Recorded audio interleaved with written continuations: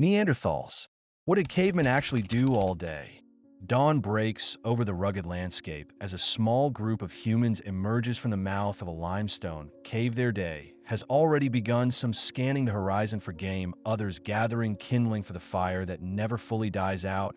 But what exactly filled the hours of our Paleolithic ancestors? The popular image of cavemen dragging women by the hair and clubbing mammoths hardly captures the complexity of their daily existence. So, how did they spend their waking hours when survival was a full time occupation? When we speak of cavemen, we're referring to humans who lived during the Paleolithic period spanning from approximately 2.6 million years ago to about 12,000 years ago. This represents over 99% of human history of time, before agriculture, before cities, before written language. Yet this wasn't a static period. Massive innovations in technology, social organization, and artistic expression occurred throughout the Paleolithic. Our understanding of daily life during this era comes from multiple lines of evidence: archaeological sites, preserved stone tools, hearths, food remains, and occasionally more perishable items like textiles or wooden implements. Cave art and portable artifacts provide glimpses into their symbolic world. Ethnographic studies of recent hunter-gatherer societies offer additional insights, though we must be cautious about direct comparisons across such vast time spans. The Paleolithic wasn't a monolithic experience. It varied dramatically by region, climate, and time. Period. Early Homo habilis, living in Africa 2 million years ago, had a profoundly different daily experience than Cro-Magnon. Painting the caves of France 20,000 years ago, climate was perhaps the most significant factor determining daily routines during the Ice Ages, when much of northern Europe and Asia was covered in glacier. Survival demanded different strategies than in warmer periods or regions. Groups living near coasts or rivers developed fishing technologies, while those in forests or grasslands focused on different prey and plant resources. What unites all Paleolithic peoples is their lifestyle as hunter-gatherers, acquiring food through a combination of hunting animals and gathering wild plants. So let's step back in time and examine what filled the hours, days, and seasons of our Paleolithic ancestors. The Paleolithic day began with a rising sun. Unlike our artificial lighting and rigid schedules, these early humans followed natural rhythms of light and dark, adjusting to seasonal variations. Morning typically began with rekindling the previous night's fire. Archaeological evidence from sites like Terra Amata in France, dated to 380,000 years ago, shows carefully maintained hearths critical for warmth, light protection from predators, and cooking. Starting a fire from scratch was challenging. Most groups maintained embers or slow-burning materials. Overnight mornings were likely devoted to essential tasks require or rest during intense heat.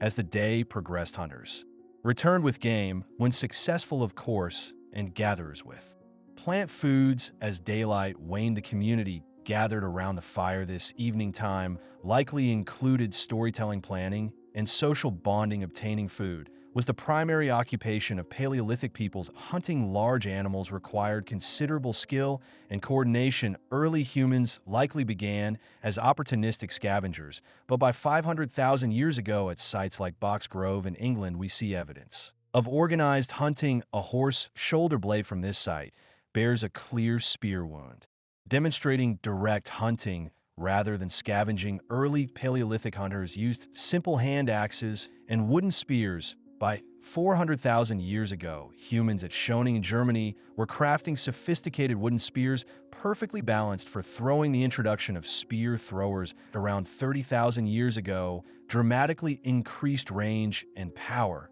while bow and arrow technology appeared in some regions. By 20,000 years ago, hunting wasn't always successful, making plant gathering the more reliable food source. Archaeological evidence shows Paleolithic people consumed a wide variety of plant foods: tubers, fruits, nuts, seeds, and leafy greens. Studies of dental calculus from Paleolithic teeth revealed traces of numerous plant species, including various medicinal plants. Plant gathering required extensive knowledge of growth cycles, habitats, and processing techniques. This knowledge was likely passed down through generations, creating sophisticated ecological understanding. The Paleolithic site at Coaster in Illinois dated to approximately 9,000 years ago shows evidence of fishing using nets and hooks crafted from bones. Seasonal variation dictated rhythms of food acquisition. Spring might focus on gathering eggs and fresh green, summer on berries, and hunting young animals, autumn on nuts, and preparing for winter, while winter often relied more heavily on stored foods, and hunting. Food storage technologies were limited but crucial. Some groups dried meat to create early forms of jerky underground.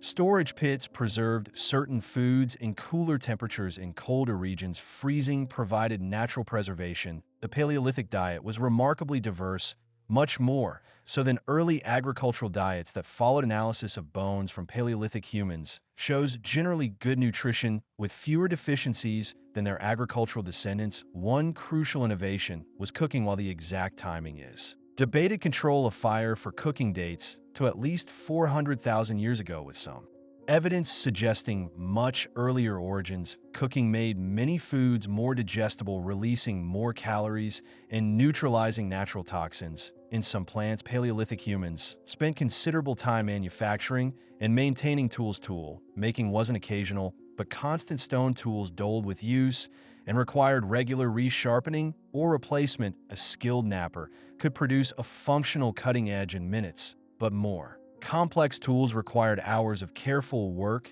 The evolution of stone tool technology reveals increasing sophistication. The earliest old tools were simple stone cobbles with flakes removed to create a crude cutting edge. By 1.76 million years ago, Acheulean hand axes demonstrate careful facial flaking and symmetrical design. The Middle Paleolithic introduced Levallois technique, allowing more control over the size and shape of stone flakes. The Upper Paleolithic, beginning around 50,000 to 40,000 years ago, saw an explosion of specialized tools. Burns for engraving, scrapers for high preparation, awls for puncturing, and projectile points for hunting. These weren't made by trial and error, but reflected sophisticated understanding of stone mechanics and intended functions. Tool materials extended beyond stone. Wood was undoubtedly the most common material, though it rarely preserves in archaeological sites. Remarkable exceptions include wooden spears and a yew spear tip from Clacton on Sea. These show careful shaping with the wood's natural properties considered in the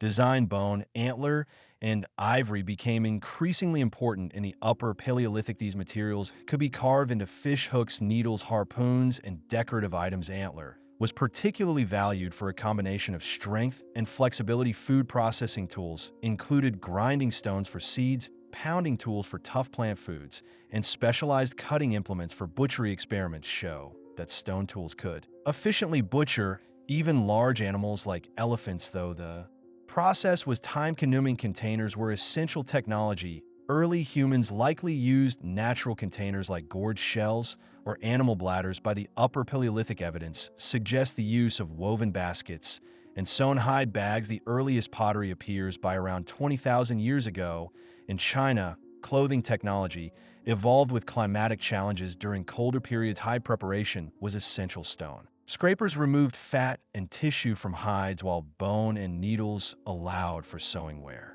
Did Paleolithic humans actually live despite the caveman stereotype? Caves were just one housing option among many. Natural shelters like caves and rock overhangs were indeed used when available, especially in regions with harsh weather. Famous cave sites like Lascaux or Alamara preserve evidence of extensive occupation. However, caves suitable for habitation were relatively rare, and evidence suggests they were often used seasonally rather than year-round. The archaeological record reveals various constructed shelters at Terra Amata in France. Archaeologists found traces of oval huts approximately 8 to 15 m long, supported by wooden posts at measure. In Ukraine, 15,000 years ago, mammoth bones were arranged in circular patterns to create dwelling foundations, likely covered with hides. Inside the shelter, space was organized for different activities. Hearths typically form the central focus, with evidence of sleeping areas, tool-making spaces, and food processing zones arranged around them. Home